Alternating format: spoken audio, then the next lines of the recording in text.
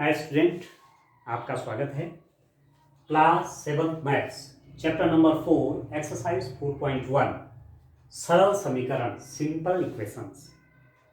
इस चैप्टर के question solve कर रहे थे। क्वेश्चन नंबर 6 सॉल्व करेंगे डियर स्टूडेंट। यहाँ आपको इक्वेशंस बनानी है, सरल समीकरण बनानी है, चर और अचर के बीच एक संबंध स्थापित करना है। ठीक है, क्वेश्चन में रीड कर लेता हूं। आप क्या करेंगे, आप क्लास 7 मैथ्स की बुक को अपने सामने ओपन कर लेंगे। क्लास 7 मैथ्स की बुक को अपने सामने खोलेंगे। ठीक हो गया। उसका चैप्टर नंबर 4 एक्सरसाइज 4.1 को ओपन कर लेंगे और क्वेश्चन नंबर 6 वहां से आप देखेंगे। ठीक है, मैं यहां से पढ़ लेता हूं। इरफान कहता है कि उसके पास परमीत के पास जितने कंचे हैं उनके 5 गुने से 7 अधिक कंचे। इरफान के पास 37 कंचे। परमीत के कंचों की संख्या को m लीजिए। अब इंग्लिश मीडियम के बच्चों के लिए क्या है, set up an equation in the following cases. Irfan says that he has 7 marbles more than 5 times the marbles Parmeet has. Irfan has 37 marbles. Take M be the number of the Parmit's marble. ठीक है dear student, question को मैं आपको वैसे भी दिखा लेता हूं। आप बुक से तो देखेंगे, ये क्वेश्चन आप यहां से भी देख लेंगे। ठीक हो गया। एक्सरसाइज आपकी है, ये एक्सरसाइज 4.1 है। ये क्वेश्चन नंबर आप 4 का फर्स्ट वाला पार्ट देखिए। यहां से इरफान कहता है कि ये वाला क्वेश्चन। ठीक हो गया। इंग्लिश मीडियम के जो स्टूडेंट्स हैं उनके लिए भी मैं क्वेश्चन यहाँ से वो देख सकते हैं। यहाँ से भी क्वेश्चन आप यहाँ से देख सकते हैं डियर स्टूडेंट्स। ठीक हो गया। Set up the equation, set up an equation in the following cases. तो क्वेश्चन नंबर 6 का फर्स्ट वाला पार्ट, ये क्वेश्चन यहाँ से भी आप क्वेश्चन नोट कर सकते हैं और क्वेश्चन को समझ सकते हैं। तो एक्चुअली क्या है, इरफान क्या कहता है, दो बच्चे हैं, एक इरफान है और एक परमीत है। उनके पास कंचों के बारे में कुछ बात कर रहे हैं। परमीत के कंचों की संख्या को हमने x यहां पर क्या माना है, m माना हुआ है। परमीत के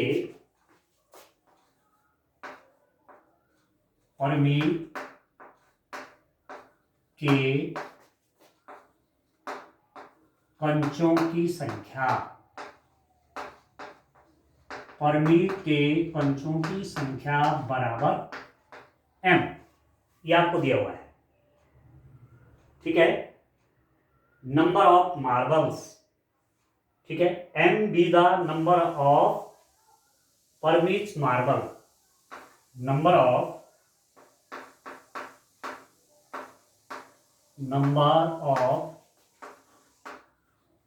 परमीत मार्बल, ये आपको दिया हुआ है। नंबर ऑफ परमीत मार्बल्स कितने हैं, m है। अब इरफान क्या कहता है, what Irfan says, Irfan says he had 7 marbles more. देखिए ध्यान दीजिए, Irfan says that he had 7 marbles more than 5 times the marble Parmeet has. Parmeet के मार्बल का 5 टाइम, परमीत के मार्बल्स का 5 टाइम मतलब 5 से मल्टीप्लाई करिए।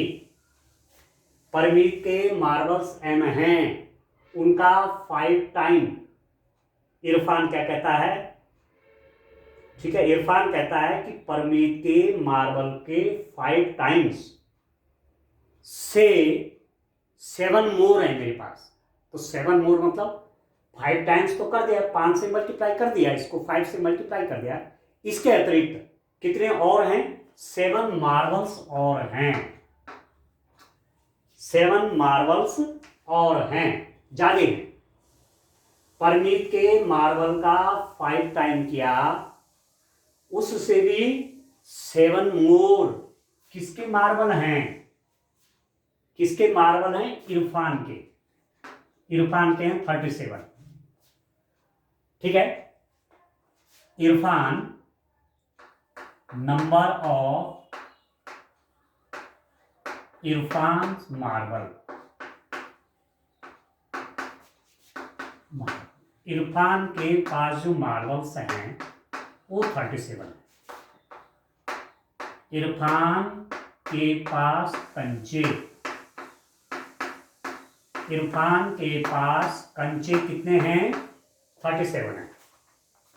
वो क्या कह रहा है कि वो क्या कह रहा है, इरफान क्या कह रहा है कि जो परमीत के कंचे हैं m, उसका 5 टाइम कर लो, और उससे भी मेरे पास 7 मोर हैं, तो परमीत के मार्बल का 5 टाइम क्या, उसमें 7 और प्लस कर दिया, तो किसके मार्बल निकल गए? इरफान के मार्बल निकल गए। ये तो प्रश्न कह रहा है। इरफान कहता है कि उसके पास, परमीत के पास जितने कंचे हैं उनके 5 गुने से, परमीत के पास कंचे जो हैं m हैं, उसका 5 गुना 5m से 5 गुने से 7 अधिक है मेरे पास। इरफान क्या कह रहा है, मेरे पास जो कंचे हैं परमीत के कंचे के 5 गुना, परमीत के कंचों में 5 से गुणा करिए, और उससे 7 ज्यादा भी हैं, तो 7 ज्यादा मतलब +7, इतना मेरे पास सब कंचे हैं। कौन कह रहा है? इरफान। और इरफान के पास है कितने? 37। तो एक संबंध बन गया ना। एक तो स्टेटमेंट कह रहा है कि इरफान के पास कंचे क्या हैं, परमीत के जो कंचे हैं उसके 5 टाइम से 7 मोर, परमीत के कंचों के 5 गुने से 7 अधिक किसके पास हैं? इरफान के पास। एक हिसाब से ये हुआ, और दूसरे हिसाब से क्या हुआ कि इरफान के पास 37 कंचे हैं, तो समीकरण बन गई, ये इक्वेशन बन गई डियर स्टूडेंट, इक्वेशन। समीकरण क्या बन रही है? समीकरण कैसे बन रही है? ये समीकरण हो गया 5m, m इंटू 5 5m हो गया, +7 = 37। तो इसको बोलेंगे समीकरण। बराबर का चिन्ह है, ये चर है क्योंकि इसके बारे में भी जानकारी नहीं कितना है। ये जब समीकरणों को सॉल्व करेंगे, इक्वेशन सॉल्व करेंगे, तब पता चलेगा। तो ये चर है, ये वेरिएबल है, ठीक है, ये कांस्टेंट है, तो वेरिएबल और कांस्टेंट के बीच में जो संबंध आया वही क्या है? वही इक्वेशन है। तो ये फर्स्ट वाला पार्ट है, ठीक हो गया? समझ में आ रहा है आपको? 5m + 7 = 37 इक्वेशन बन गई। इसका जो सेकंड वाला पार्ट है उसको देखते हैं। लक्ष्मी के पिता की आयु 49 वर्ष है, उसकी आयु लड़की की आयु के 3 गुने से 4 वर्ष अधिक है। लक्ष्मी की आयु को y वर्ष लीजिए, ये दिया हुआ है। लक्ष्मी की आयु, लक्ष्मी की आयु, लक्ष्मीज एज,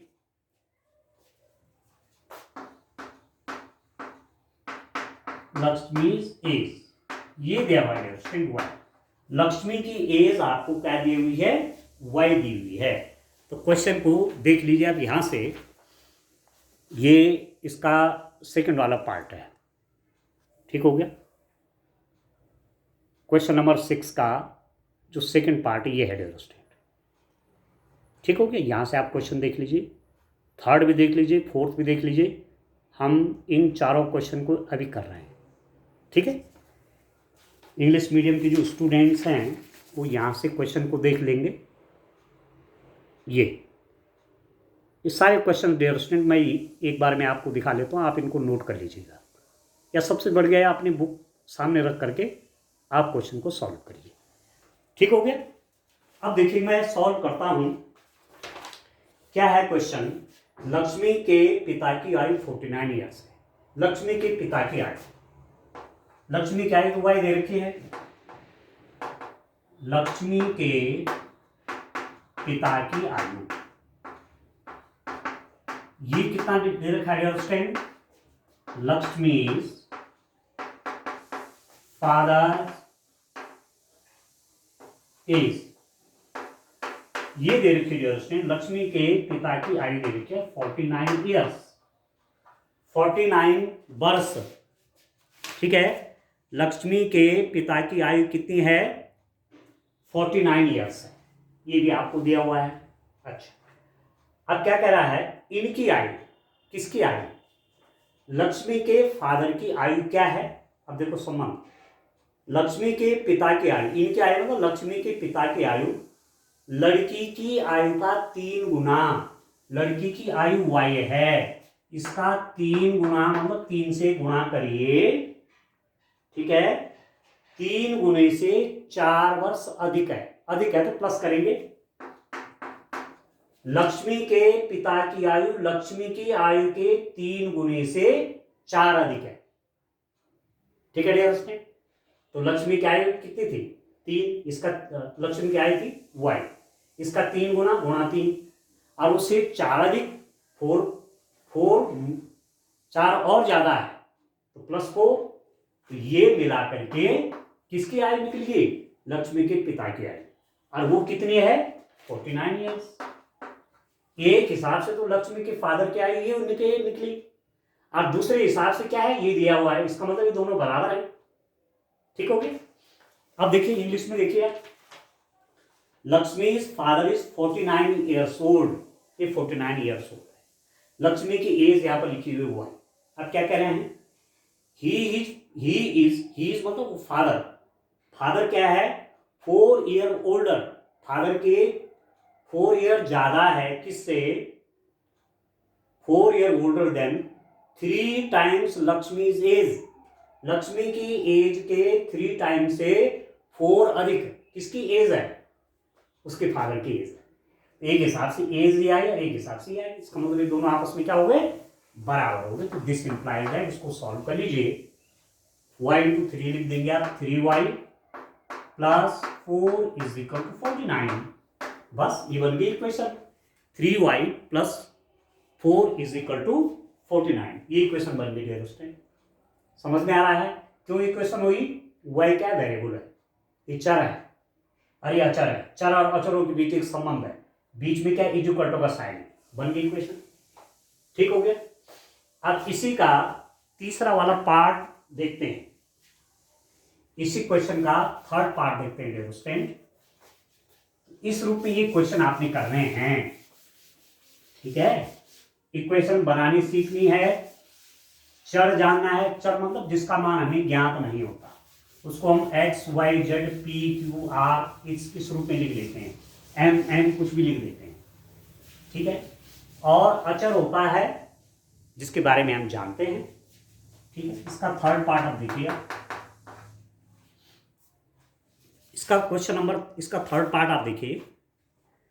अध्यापिका बताती है कि उसकी कक्षा में एक विद्यार्थी द्वारा प्राप्त किए गए अधिकतम अंक प्राप्त किए गए न्यूनतम अंक का दुगना धन 7 है। प्राप्त किए गए अधिकतम अंक 87 है। अधिकतम अंक, अधिकतम अंक, उस क्लास में मैक्सिमम मार्क्स कितने हैं? मैक्सिमम मार्क्स कितने हैं डियर स्टूडेंट? अधिकतम अंक कितने हैं? 87 है। किसी क्लास में मैक्सिमम मार्क्स कितने? 87 हैं। और न्यूनतम, ठीक है, मैक्सिमम है हाईएस्ट स्कोर और लोएस्ट स्कोर, इसको आप हाईएस्ट स्कोर जिस ढंग से दे रखा है उस ढंग से लिखिए, हाईएस्ट स्कोर, ठीक है डियर स्टूडेंट।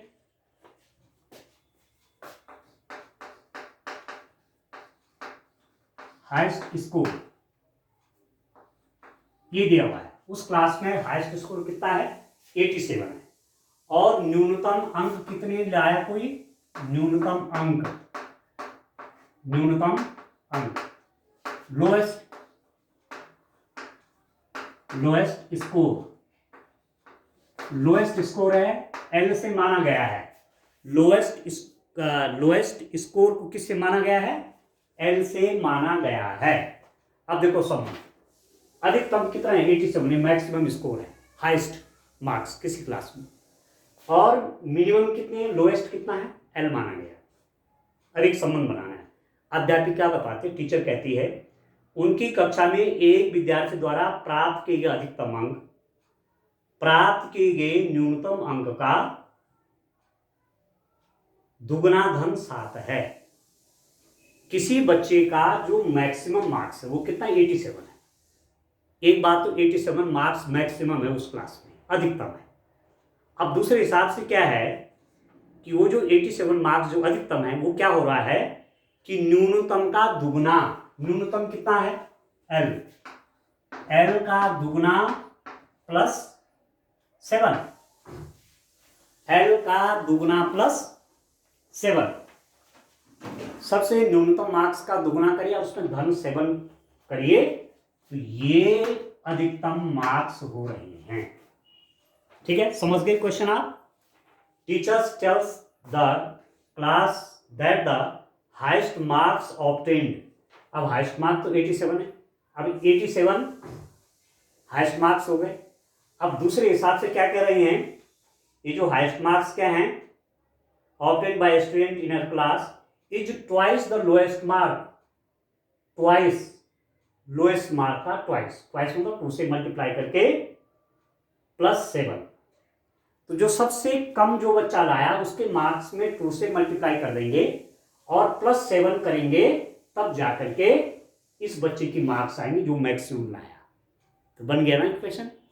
ठीक है, तो दिस इंप्लाइज दैट ये कितना हो गया, 12 + 7 = 87, बन गई इक्वेशन। ये आपका वेरिएबल है, ये आपके कांस्टेंट हैं, ये क्या है, इक्वल टू का साइन है, left hand side right hand side, variable constant, equation बन गई समीकरण। ठीक हो गया। इसका लास्ट वाला पार्ट आप देखिए, लास्ट वाला पार्ट क्या है डियर स्टूडेंट। देखिए, वैसे मैं आपसे एक बात कह रहा हूं कि बुक आप जरूर सामने रखें। क्वेश्चन मैं भले आपको यहां से भी दिखा देता हूं, ठीक है, क्वेश्चन आप यहां से भी देख लेंगे।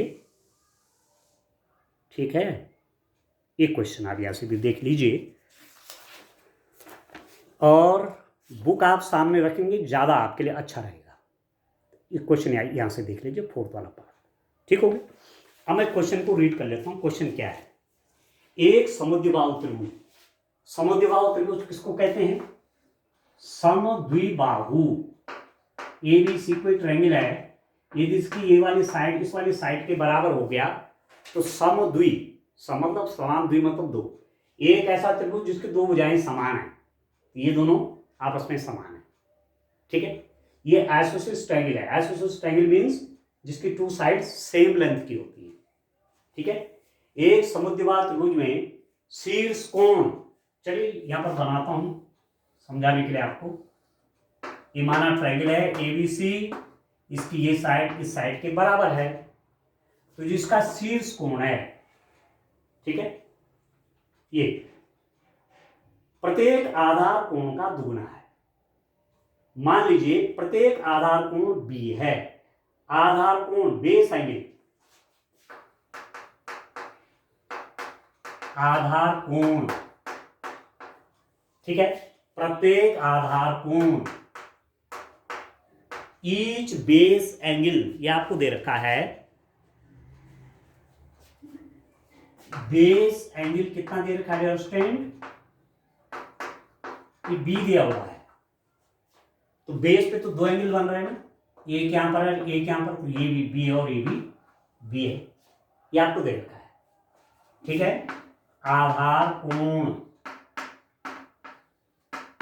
बेस एंगल दिया हुआ है, बेस एंगल।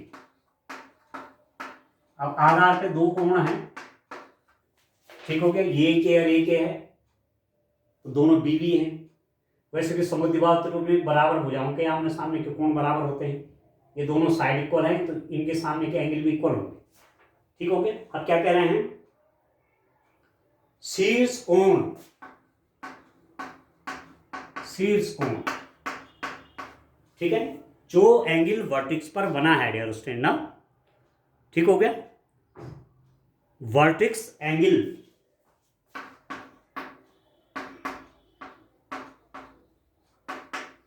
वर्टेक्स एंगल कितने का है, शीर्ष कोण प्रत्येक आधार कोण का दुगुना, जो बेस एंगल है ना उसका डबल है, 2 इंटू बी।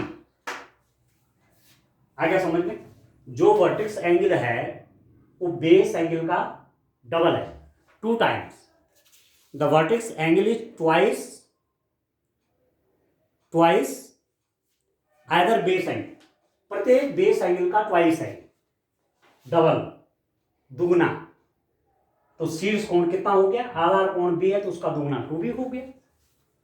ठीक है डियर स्टूडेंट, अब इस पे एक इक्वेशन बनाएंगे। अब आप देख रहे होंगे ये कोण बी है, ये कोण बी है, ये 2b है, शीर्ष कोण निकल गया, ये आधार कोण है।